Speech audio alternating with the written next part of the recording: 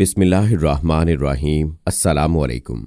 इल्म की बात देखने वालों को राव कमर रिजवान नई वीडियो में खुशामदीद कहता है।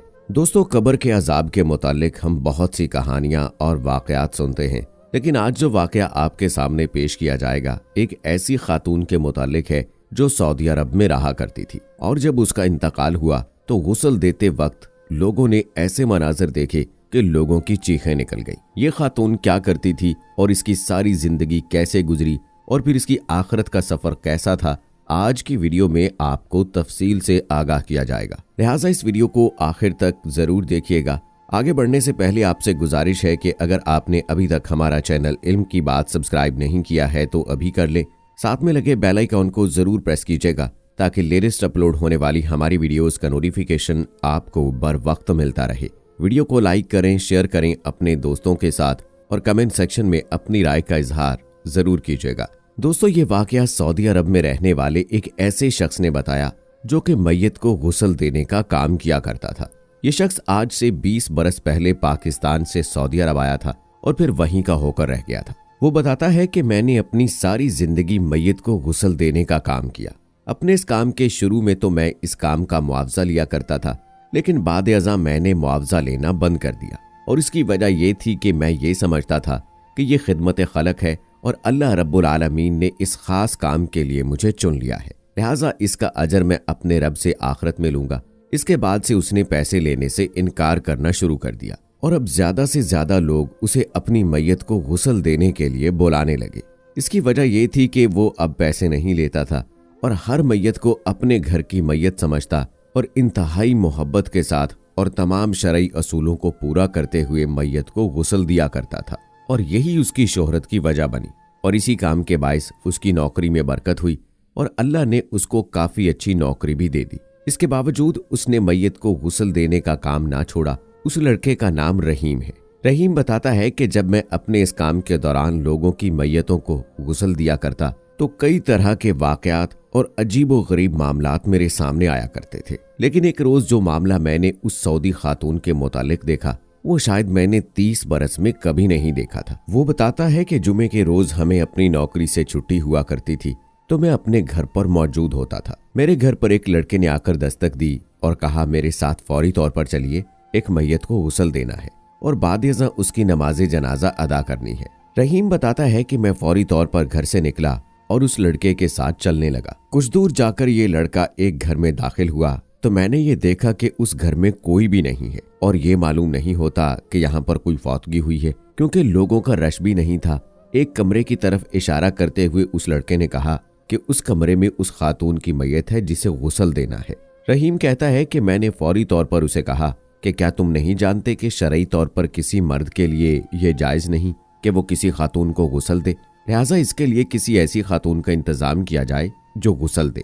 अलबत्ता मैं तरीका जरूर बता दूंगा। उस लड़के ने और वहां मौजूद चंद एक खवातीन ने कहा कि हम सब भी इसके नामहरम हैं, ये इस घर में अकेली रहा करती थी, लिहाजा आपको ही गुस्ल देना होगा। कुछ लम्हों की बहस के बाद आखिरकार रहीम ने इस बात पर इत्तफाक किया कि मैं तरीका बताऊंगा और पास खड़ा हो जाऊंगा। अलबत्ता गुस्ल 2 खवातीन को ही देना होगा। दोस्तों, जैसे ही उस खातून के जिस्म से कपड़ा उठाया तो 2 खवातीन जो गुस्ल देने के लिए मौजूद थीं वो चीखें मारती हुई उस कमरे से बाहर निकल गई। रहीम आगे बढ़ा और जब उसने जिस्म देखा तो उसके पांव तले से भी जमीन निकल गई। वो बताता है कि उस खातून के पेट से कीड़े मकोड़े निकल रहे थे और मुसलसल तेजी के साथ निकलते जा रहे थे।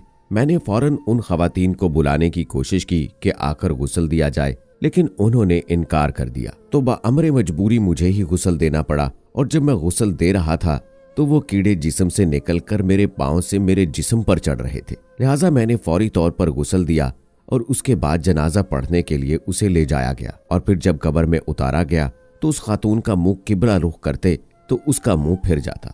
हमने 3 से 4 बार ये कोशिश की और हर बार उसका मुंह फिर जाता, और आखिरकार ये फैसला किया गया कि उसकी कब्र को ऐसे ही बंद कर दिया जाए। जल्दी जल्दी मट्टी डाली गई और उसकी कब्र को बंद कर दिया गया। रहीम कहता है कि जब कब्रिस्तान से हम वापस आ रहे थे तो मैंने उस लड़के को देखा जो मुझे बुलाने के लिए आया था। मैंने उससे सवाल किया कि ये खातून कौन थी और इसके साथ ये मामला क्यों पेश आया, और दूसरा ये कि इसके जानने वाले, इसके साथ रहने वाले और इसके महरम कहाँ थे जो इसको गुस्ल देने पर आमादा होते। उस लड़के ने बताया कि ये खातून चंद हफ्ते पहले हमारे मोहल्ले में आकर रहने लगी और हमने ये देखा था कि इसको मिलने वाले तो बहुत आते थे, लेकिन वो एक रात वहां पर रहते, लेकिन अगली सुबह वहां से चले जाया करते थे।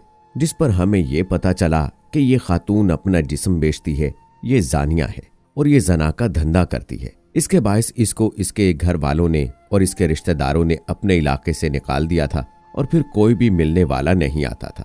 जब इसका इंतकाल हुआ तो हमने उसके घर वालों को ढूंढने की कोशिश की और उन्हें इत्तला करने की कोशिश की।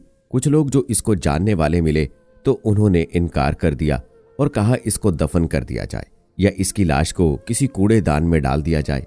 हम इससे कोई ताल्लुक नहीं रखना चाहते और ना ही इसके जनाजे में हम शिरकत करना चाहते हैं। लिहाजा हमने ये फैसला किया कि आपको बुलाकर इसे गुस्ल दिलवाया जाए और गुस्ल दिलवाने के बाद इसको खुद ही दफना दिया जाए। दोस्तों, ये मामला है उन लोगों का जो अल्लाह के रास्ते से हट जाते हैं, अल्लाह की नाफरमानी करते हैं, उसके बताए हुए असूलों पर अमल नहीं करते, तो फिर उन लोगों का ये अंजाम होता है कि दुनिया के अंदर इस कदर जिल्लत का सामना करना पड़ता है, वो भी ऐसी हालत में कि जब आप मर चुके हैं।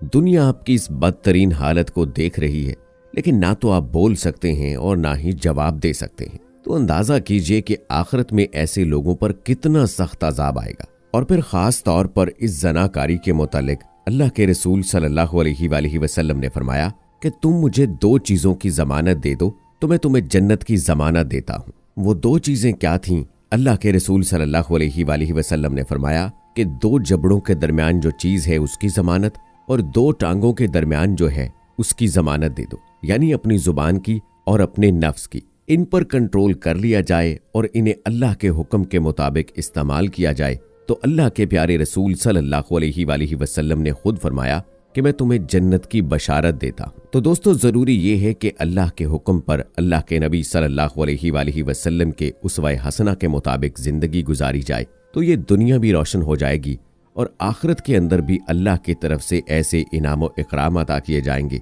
कि इंसान ये चाहेगा कि मैंने अपनी जिंदगी के अंदर जो चंद एक गुनाह भी किए, ऐ मालिक अगर मुझे दोबारा मौका मिले तो मैं वो गुनाह भी नहीं करूंगा कि जिसके बाद इतना बड़ा इनाम मुझे दिया गया है। दोस्तों, वीडियो को लाइक करके शेयर करना मत भूलिएगा। हम ये उम्मीद करते हैं कि आपको हमारी आज की ये वीडियो जरूर पसंद आई होगी। अगर आपको हमारी आज की ये वीडियो पसंद आई है तो सबसे पहले तो इस वीडियो को लाइक करें और अपनी राय का इजहार कमेंट सेक्शन में जरूर करें। और आपसे एक बार फिर यही गुजारिश है कि अगर आपने हमारा चैनल इल्म की बात सब्सक्राइब नहीं किया है तो जरूर कर लें। बेल नोटिफिकेशन को भी जरूर ऑन कर लीजिएगा ताकि लेटेस्ट अपलोड होने वाली हमारी वीडियोस का नोटिफिकेशन आप तक बर वक्त पहुंचता रहे। इसी के साथ मुझे अगली वीडियो तक इजाजत दीजिएगा। फी अमानिल्लाह।